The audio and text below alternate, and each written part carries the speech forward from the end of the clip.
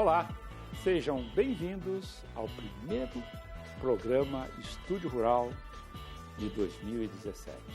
Esse programa ele vai trazer informações preciosíssimas para você sobre a questão da soja, a questão do milho e a questão do trigo, o cultivo e como melhorar a produtividade dessas lavouras. Para isso, nós convidamos uma pessoa que já é muito conhecida de vocês, o engenheiro agrônomo e consultor Dirceu Gassen. Dirceu, obrigado por tua presença aqui nos estúdios do Canal Rural em São Paulo.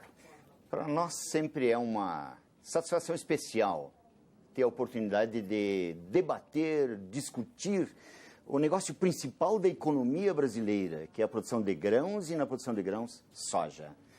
Dirceu, se nós olharmos a evolução da produtividade da soja, vamos começar pela soja, nós percebemos que ela não melhorou muito nos últimos anos. O que está acontecendo? Está estagnado. O que a gente percebe é que houve uma melhora, evidentemente, nos preços, né, de venda, mas a produção está estagnada. O que está acontecendo? Nós tivemos um fator, eu acho que muito importante na evolução da soja, que é a ocupação de novas áreas. Então, quando ocupa novas áreas, naturalmente, nós começamos com produções mais baixas e vamos evoluindo. Mas houve uma coisa mais recente, um fenômeno recente de estagnação em algumas regiões. Se nós pegarmos a soja desde 1980, nós temos uma evolução em torno de 40 kg por hectare ano no Brasil. Mato Grosso produzia quase o dobro da média da soja do sul do Brasil, já nos anos 2000. Hoje o sul do Brasil cresceu e junta com a capacidade de produção, produtividade do Mato Grosso, mas o Mato Grosso continua produzindo 3.000 quilos de 2000. Então nós vamos dizer assim, incluindo a safra 2000 e 2016, nós temos 17 safras colhendo em torno de 50 sacas por hectare, 3.000 quilos. E aí vem a pergunta, poxa, nesses 17 safras não temos variedades novas, não temos evolução de tecnologia, agricultura de precisão, semeadoras, máquinas, eficiência em vários aspectos? Sim, nós temos, mas estagnamos no Mato Grosso. E tem vários fatores que levam a explicação desse fato. Vamos ao primeiro fator. O primeiro. O senhor acha que não existe um mapeamento da lavoura no sentido de se utilizar cultivares com períodos diferentes, você fazer um escalonamento, um revezamento, no sentido de otimizar aquelas áreas de forma a eliminar os riscos climáticos? Você leva a induzir uma afirmativa. Na agricultura falta a engenharia da agronomia. Medir, quantificar e interpretar. Se nós temos uma produção média de 50 sacas por hectare, 3.000 quilos, nós vamos ter manchas de 70 e manchas de 30 para fazer essa média, não é? Bom, seria tão simples examinar... Eu gostaria que você explicasse para o produtor essa possibilidade dele melhorar essa média de 50 sacas por hectare dentro desse princípio que o senhor coloca. Vamos analisar a lógica de produção da planta com a lógica de produção de leite. A unidade de produção de leite é uma vaca. E a produção média é feita com base na produção individual das vacas. A unidade de produção da soja é uma planta. A média do metro quadrado ou da hectare é a administração ou a gestão das plantas individualmente como unidades de produção. Aí começam as dúvidas. Quantos grãos produz uma planta de soja para 50 sacos por hectare? Quantos gramas de grão produz uma planta de soja? Como eu deveria distribuir essas plantas por cultivar? E aí começam as explicações. Quanto eu estou produzindo por cultivar? Que tipo de cultivar? No passado, nós plantávamos soja em novembro e colhíamos em abril. Hoje nós estamos plantando em outubro e colhendo em janeiro. O que a gente percebe claramente é o seguinte, acabou o vazio sanitário, todo mundo fica esperando o tempo para começar a plantar para depois pegar a safrinha. Exatamente. É errado isso? Não está errado como lógica. Está errado plantar soja pensando na safrinha sem estabelecer metas de aumento de produção na soja, que é a principal renda da produção. Você pode deixar de plantar 20% na safrinha e utilizar melhor o tempo na produtividade da soja, que vai te dar mais dinheiro. Essa é a experiência que vem do trigo passado. O agricultor plantava na lógica da lua. Primeira lua nova de setembro e voltava 9 luas, 9 vezes 8, 70 dias aproximadamente, tempo. Aí ele plantava uma quarta do trigo, na outra lua outra quarta, na terceira quarta e a quarta quarta. Ele fazia o escalonamento, sempre tinha trigo para fazer farinha o ano que vem. O que nós deveríamos estar fazendo em soja? Pensar na mesma lógica de escalonamento.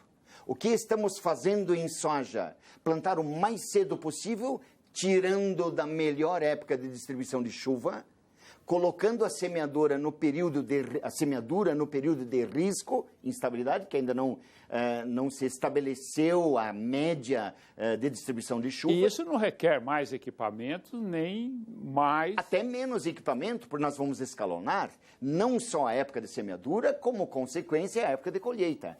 Mas se domina a lógica de plantar milho como segunda safra, nós vamos dominar ou impor uma safrinha de soja, plantado mais cedo, na época de risco de chuvas, germinação e estabelecimento inicial, e vamos colocar toda a soja na colheita no máximo de chuva. Colhemos no barro e plantamos milho no barro, como consequência nós temos perdas no potencial de produção. Dirceu, nós vamos para um rápido intervalo e já voltamos. Eu estou conversando com o Dirceu Gassen, vocês estão vendo, é um professor que está aí colocando para vocês uma forma de melhorar a produtividade. Fique aí que nós já voltamos para o segundo bloco do programa Estúdio Rural.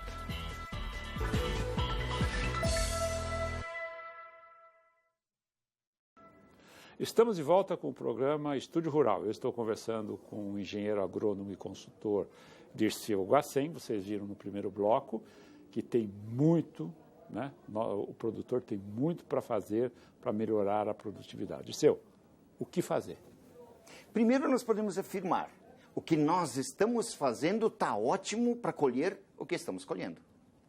Para colher. Mas e se amanhã esse preço que estamos vendo, ele tem uma queda, como é que vai fazer? Sim, ele nos leva à acomodação. Nós já temos regiões do Brasil que inviabiliza. Que o custo está 48 sacas por hectare. Os custos aumentam todos os anos e vão continuar aumentando. A produtividade, ela pode aumentar também se eu mudar então, assim, para a gente passar a informação bem clara para você, meu amigo produtor.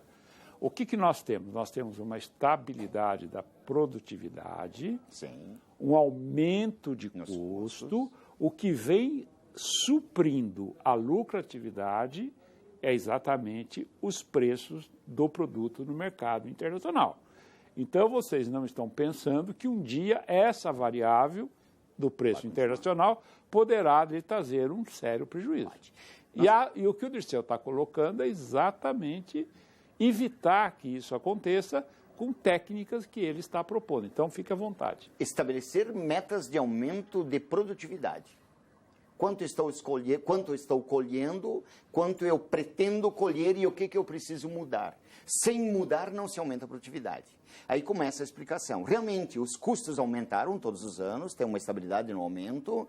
Os preços estão acima dos custos, os preços do grão. Por isso, se mantém, mesmo produzindo média ou um pouco abaixo da média, ainda se viabiliza.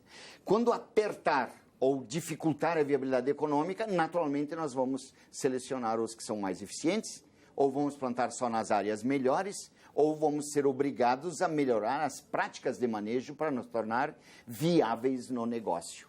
Outra aflição do produtor é o clima. Como que você vê isso nos últimos tempos? O clima continuará sendo o que foi no passado. Tem variações? Tem. São cíclicas. Vamos continuar tendo secas, El Niño, Laninha, períodos de excesso de chuva, distribuição irregular. Normal. Nós precisamos nos adaptar a essa instabilidade normal. Então, precisamos escalonar a época de semeadura e distribuir melhor. Aí eu entendi uma coisa que eu acho que ficou clara. Questão de clima sempre vai existir. Você vai ter épocas e épocas de início de plantio. Por isso que o zoneamento da sua área, escalonado, com cultivares diferentes, não querendo pegar a safrinha cheia, você tem um menor risco e, portanto, você tem uma produtividade maior. Em resumo, é isso? Não colocar todos os ovos na mesma cesta, na mesma época, com a mesma cultivar. Sim, nós temos que distribuir e garantir estabilidade na área como um todo. Assim como nós precisamos fazer rotação de cultura, fazer adubação verde em 20% ou 30% da área, 1/3 ou 1/4. Reduzir a área de milho para 2/3 ou 3/4, vamos dizer assim, em termos de ocupação.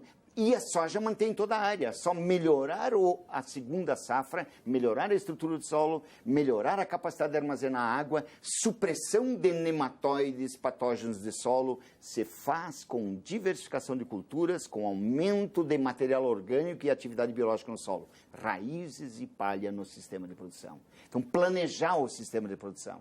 E não colocar todas as estratégias na mesma época. Sim, nós temos que escalonar, nos organizar para distribuir os riscos e garantir estabilidade na produtividade e na renda. Pelo que eu entendo, o produtor, ele olha a sua perspectiva e diz assim, não, esse ano eu vou fazer dessa forma, mas não leva em consideração esses aspectos.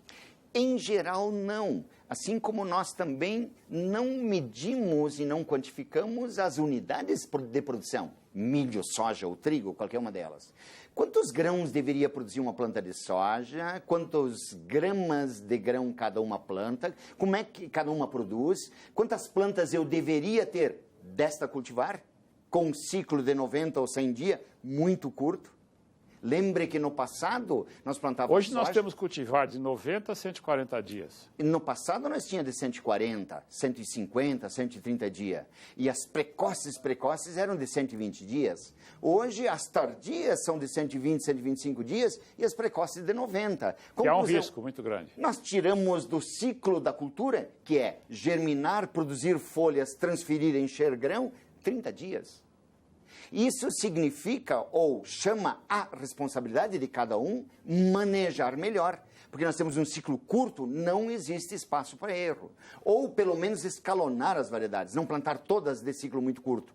Plantar parte da lavoura, 1/3, fazer um outro terço médio e um outro mais tarde, ou escalonar a época de semeadura. Aí nos viabiliza a qualidade. Quando operacional, número de máquinas... Isso você está falando independente do clima. Independente do clima ou principalmente por causa do clima. Porque agora a gente está vivendo aí, vem o laninha, não vem o laninha. Quando o operacional comanda e o agricultor diz, eu não tenho máquina suficiente para fazer qualidade, automaticamente quem é que perde? Qualidade. Se eu perco qualidade no processo de manejo, naturalmente eu estou limitando o meu potencial. A rentabilidade é proporcional a conhecimento aplicado por... E a vitalidade da planta.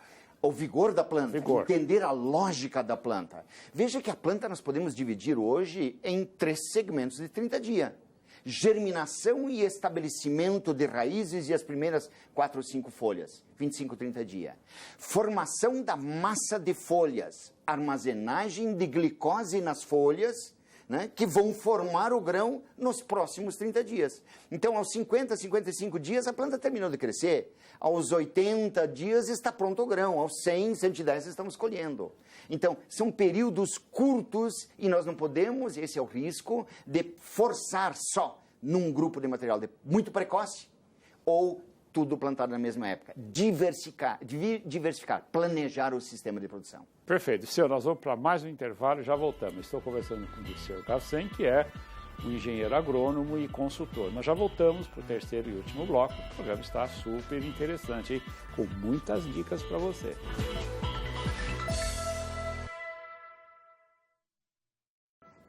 Estamos de volta com o terceiro e último bloco do programa Estúdio Rural. Eu estou conversando com o Dirceu Garcem, que é um especialista, né, que você já conhece, engenheiro agrônomo, consultor. Dirceu, nós temos aí os campeões de produtividade. Recentemente a gente viu aí em alguns locais do país uma produção de 100 sacas, 142, que é o campeão. Como é que funciona isso?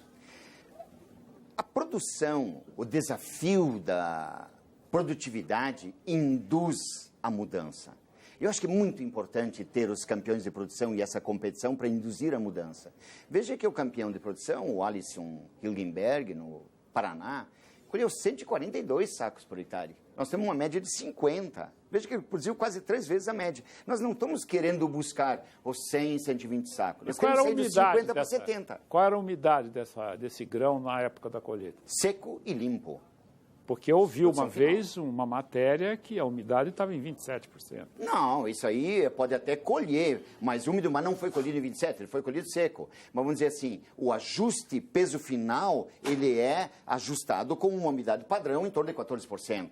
Então não é pesado nem as impurezas. Então é uma produtividade real. Real, verdadeira, sem dúvida nenhuma. Aliás, o agricultor que colhe 60 ou 70 sacos de soja por hectare, e nós temos em todas as regiões, no Cerrado, em qualquer região, para fazer uma média de um bloco, de uma área, de um lote, 70 sacos por hectare, para fazer essa média, ele tem manchas de 90 e tem manchas de 50. Conclusão, eu tenho dentro da minha propriedade a possibilidade de buscar a solução para a lavoura como um todo, vendo, examinando, mensurando as áreas de maior produção. Qual é a população de planta, qual é a fertilidade, o que aconteceu com aquelas plantas, quantos grãos produziu, como é que foi a distribuição no dossel, os nós da planta, de baixo até em cima. Se eu examinar as melhores áreas da minha lavoura, é como visitar o campeão de produção para saber o que ele está fazendo. Na minha lavoura eu também tenho as manchas campeãs de produção e essas que eu devo examinar. Com base nisso, o que é que eu posso mudar no restante da lavoura? Porque o custo é o mesmo das manchas de alta produção e das de baixa produção. Fazendo uma comparação, nos Estados Unidos o solo tem um lençol bem próximo e muita matéria orgânica. Na soja, nós temos praticamente a média de produção. Por que no milho lá é muito maior que a nossa? São várias coisas para analisar. Primeiro, o milho é uma planta C4. Ela responde maravilhosamente bem a tempos hora de luz. Estados Unidos, na região de produção de milho, eles têm quase 2 horas mais de sol em julho e no verão do que nós. Além disso, eles têm neve no inverno. A água no solo, a umidade congelada, expande. Ao descongelar, a estrutura do solo está pronta. Eles têm, além disso, eles têm a fertilidade química do solo boa, a física, a estrutura também, e eles têm algumas vantagens. Eles não têm a ferrugem da soja e eles continuam plantando soja com um ciclo mais longo. Mesmo assim, não produzem muito mais que nós. Mas em milho, nenhuma dúvida, eles produzem muito mais de nós. O agricultor norte-americano considera a soja uma cultura de segunda. A cultura principal é milho. O investimento dele é em milho e ele sabe... E nós consideramos a soja de primeiro e o milho de segunda. De segunda. Não que nós temos que copiar, e eu acho que nós estamos muito bem. Não, porque o teor de proteína de soja é quase 40% e o milho é 10%. Nós temos um foco de produção de proteína para chineses e para outros, né? Então, sim, nós temos que nos especializar naquilo que nós sabemos fazer melhor, soja. Trigo no Brasil. Como é que o senhor vê? Trigo é uma cultura, vamos dizer assim... Primeiro, é uma cultura muito bonita. A minha origem é o Centro Nacional de Trigo, Embrapa Passo Fundo.